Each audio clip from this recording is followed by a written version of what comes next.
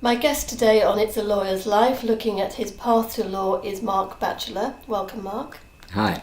And Mark, you're a family law barrister at 42 Yes. Bedford Row, specialising in any particular area? I do a lot of kids work, children work, care work, private work, relocation, that sort of thing. And any money work? A little bit of money, yeah. Okay.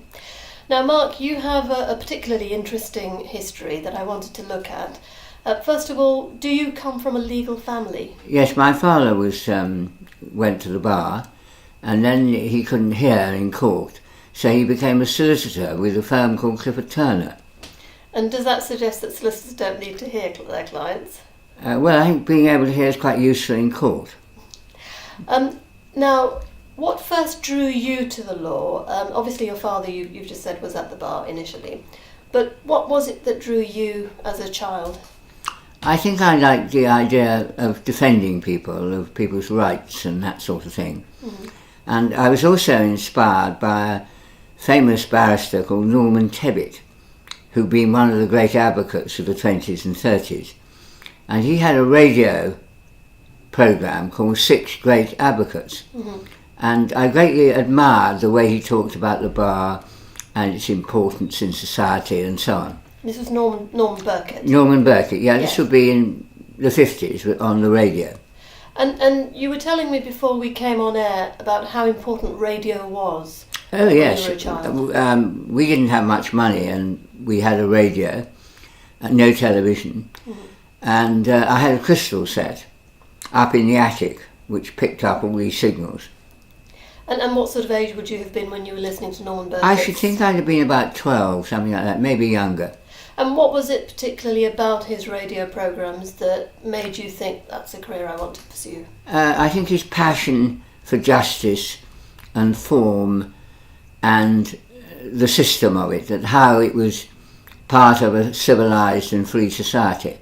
You have to remember that you know, when I was a child, there was still the shadow of the last war. Yes. And in terms of audience, obviously now we have television, but you said radio was very important to you. What sort of audience was a programme like that drawing in those days? Oh, a programme like that, I'd be guessing, would have 10, 12, 14 million people listening to it.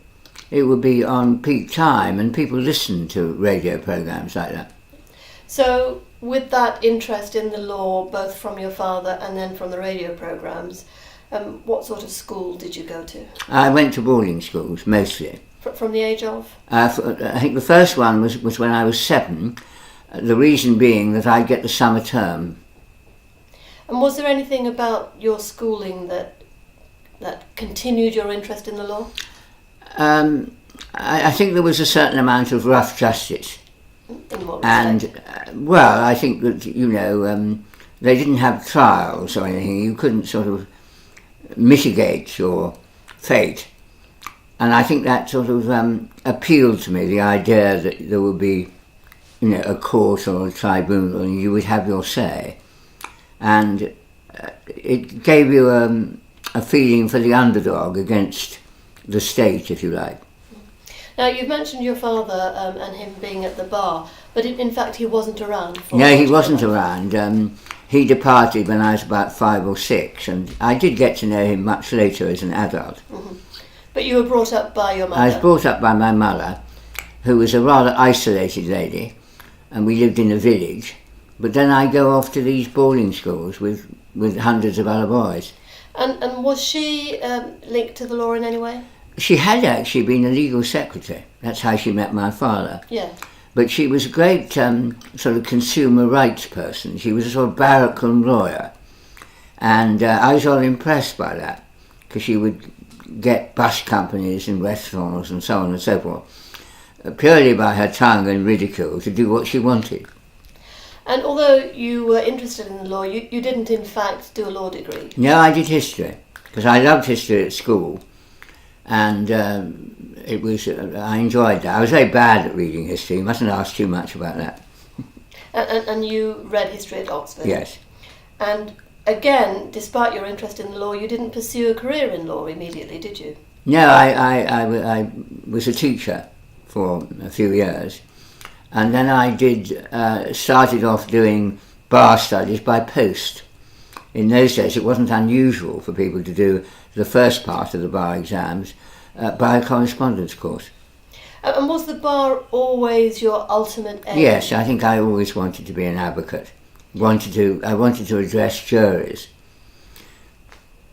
And when you did the bar course via post, was that really quite an isolating experience for you, in that you were studying on your own rather than with other students?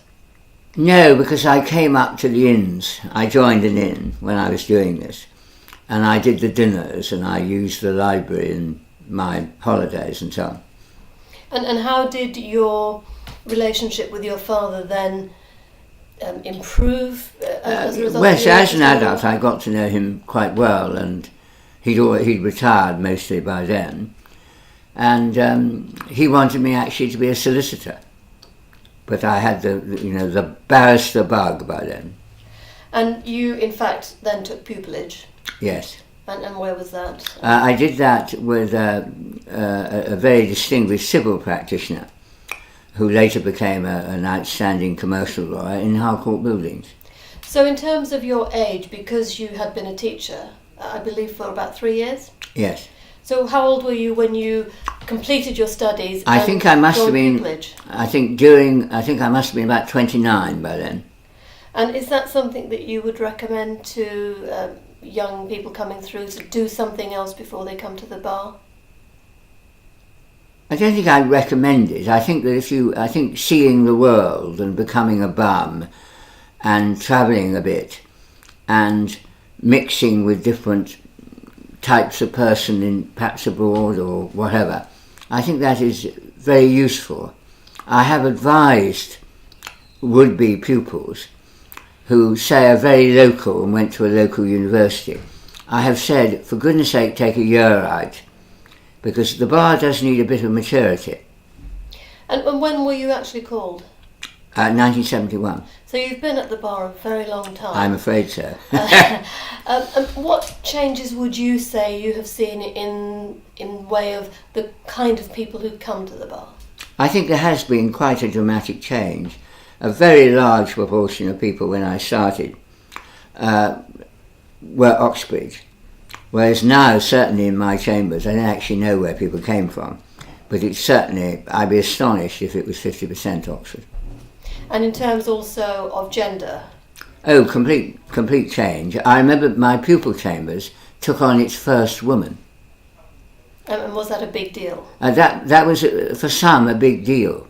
And I do remember questions being asked about the lavatory. And a lot of people who are not in the law still have this perception that the law is very white, very middle class, Oxbridge, public school. What would you say to that? I just think it's completely wrong. And I don't know where all my colleagues came from. But when we talk about it, I find that we are quite diverse and come from quite, financially, culturally, and also geographically, we're pretty widespread. Mark, it's been fascinating talking to you. Thank you so much for joining us. Thank you.